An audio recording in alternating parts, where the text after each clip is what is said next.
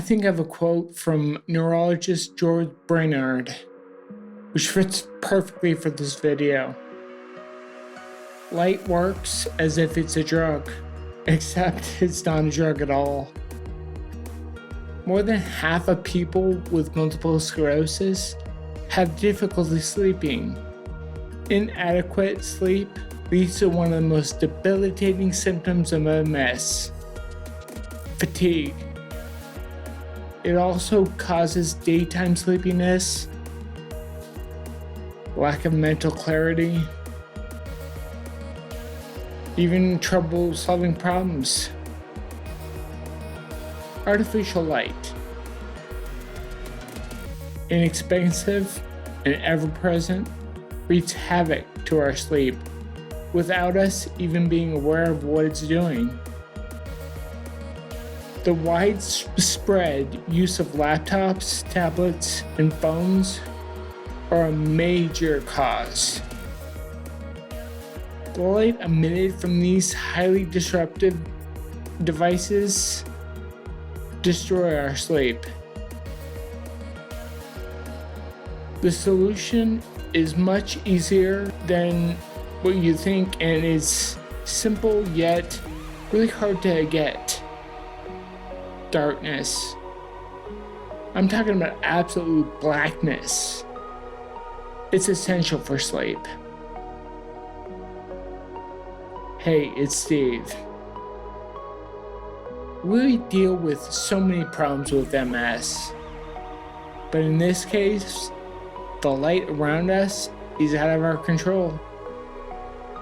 Light exposure at the wrong times alters the suprachiasmatic nucleus of the brain, screwing with our sleep.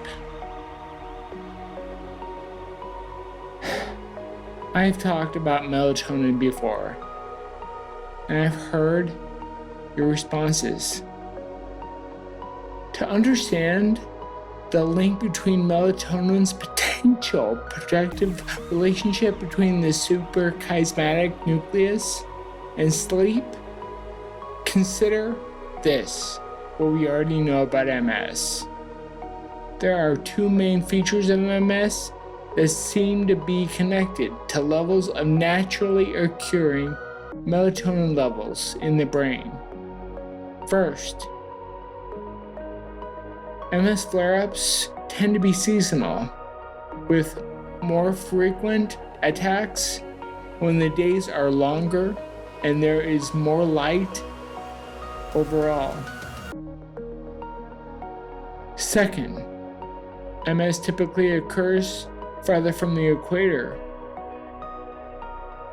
The equator has a very stable light and dark period with little or no change. It feeds back to my first point about MS flare-ups being more frequent when there's more light.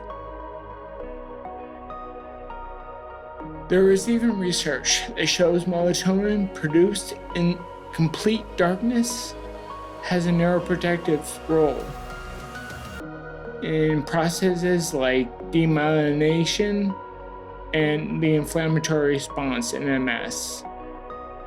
So that leads me to believe the less melatonin one produces in response to the darkness can lead to a higher frequency of symptoms and possibly even relapses. I'm not going to talk about supplementing melatonin in this video. I've made quite a few videos. I'll put a link to the playlist at the end of this video.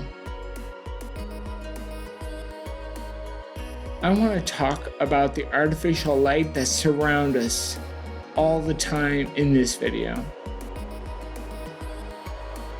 In researching this video, I've done some testing that has produced some quite eye-opening results, and it was very easy for you to replicate. What we want, what we need, is to produce our own melatonin. I still take melatonin pills before bed. It helps my mind and body start to wind down and just slow down overall. But I don't count on it to help me directly fall asleep. I find it completely coincidental. I'm filming this on the longest day of the year. To counteract the effects of light on my sleep, I wear a sleep mask that has an edge around and it creates a little pocket for my eyes. And it says, and I can tell you, I can vouch for it, completely blocks out 100% of the light getting in. So it can be completely light outside.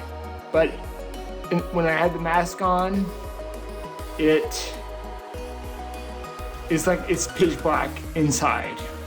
To accentuate to the point that our tablets and phones and computers all emit blue light, I wear these shades. They're tinted orange and it blocks the blue light getting in. So, and these are great. These are great because when I take my contacts out in the afternoon, I put my glasses on, and these can fit right over the glasses, starting about 4 hours before I want to go to sleep. I put these on. It doesn't matter if it's light outside or it's dark outside. I'm going to be using my tablet and phone up until I go to bed, so I want to block it. So about 4 hours before I go to bed, I put these on to block out the blue light. As different as night and day. While many people with MS consider sleeping pills to be the biggest choice they have to solve the problem, I'll argue it's not a solution. Nobody wants to be addicted to sleeping pills. So wearing a sleep mask is not hard. It takes some time getting used to it, but it's well worth it. Fantastic sleep is so worth it. Write me a comment and tell me your thoughts. Does MS have an effect on your sleep? Do you struggle with artificial light keeping you awake at night? Thanks for watching. Make sure to like and subscribe so you never miss a video. Until the next one.